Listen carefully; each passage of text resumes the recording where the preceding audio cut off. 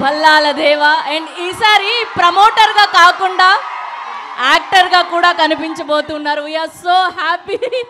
And చాలా years అయిపోయింది మిమ్మల్ని స్క్రీన్ మీద చూసి. And so happy to see you here sir. అందరికీ నమస్కారం. ఎలా ఉన్నారు?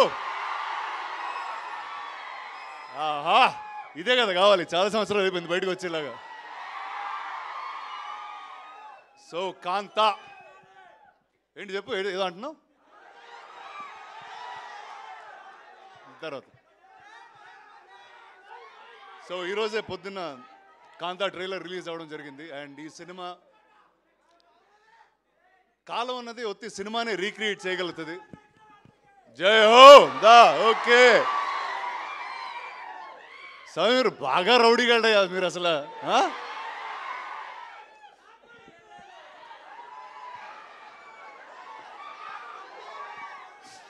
అరే ఒక్క నిమిషం మాట్లాడినరా? ఓకే అంతే అంటారా? సరే ఒక 2 minutes. నేను చిన్నప్పుడు మెడ్రాస్ నుంచి హైదరాబాద్కి వచ్చినప్పుడు ఇక్కడ సినిమా ఇండస్ట్రీ లేదు, స్టూడియోలు లేవు, ఏమి లేవు. రాళ్ళు రప్పల మధ్యన వచ్చాం మేము. యాక్చువల్లీ ఏంట్రా మత్తులో మాట్లాడలేదురా, మామూలుగా మాట్లాడుతున్నాను రా రే. ఏదో చిన్ననాటి జ్ఞాపకాలు ఏదో చెప్పుకుంటున్నాను. చెప్పుకొని ఎవరా నన్ను?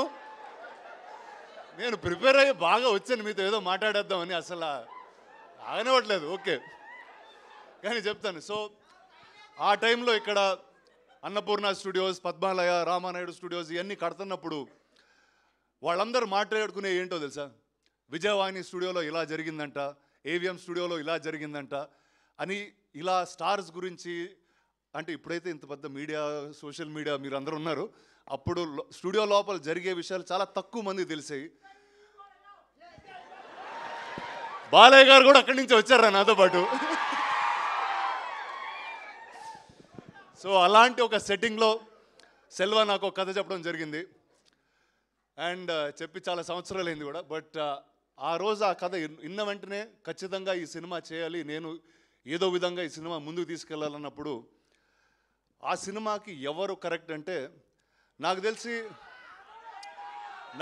ఇండియాలో ఎవరన్నా ఒక పీరియడ్ కథ రాయాలి అని అనుకుంటే కూడా మొట్టమొదటి వ్యక్తి అదిగో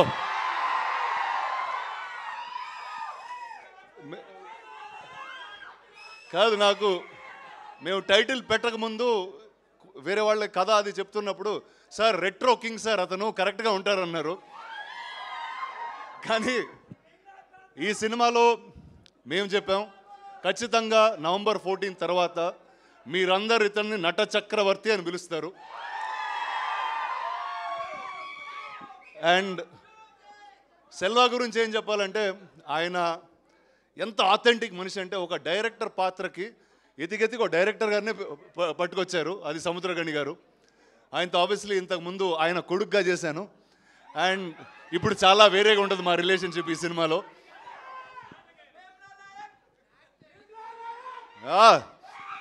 సో తర్వాత ఈ సినిమాలో ఒక కొత్త నటి కావాలి అన్నప్పుడు ఇందాక మేడం చెప్తున్నారు 100. నేను బాగున్నాను రా సలా.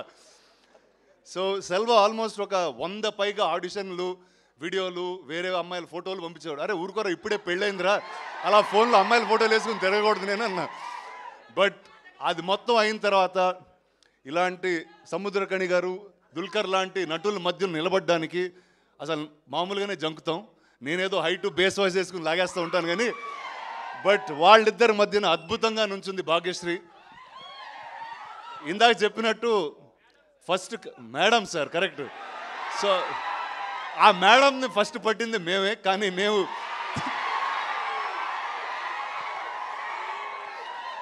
మేము సినిమా తీసే డిలేలో ఆవిడ తెలుగులో సినిమాలు చేసి ఇంత పాపులర్ స్టార్ అయిపోయారు. So I don't have to say anything. Welcome again. And ఈ సినిమాకి మ్యూజిక్ మొట్టమొదటిసారి నేను ఈ సినిమా చేస్తున్నాను అనగానే ఆదిత్య మ్యూజిక్ వచ్చి తీసుకున్నారు ఈ music. Sir thank you sir మీ సపోర్ట్కి అట్ ఎనీ పాయింట్. నువ్వే పాట పాడుతున్నావురా? సరే ఓకే, నవంబర్ 14 మిమ్మల్ని థియేటర్లో కలుస్తాం. And thank you all the best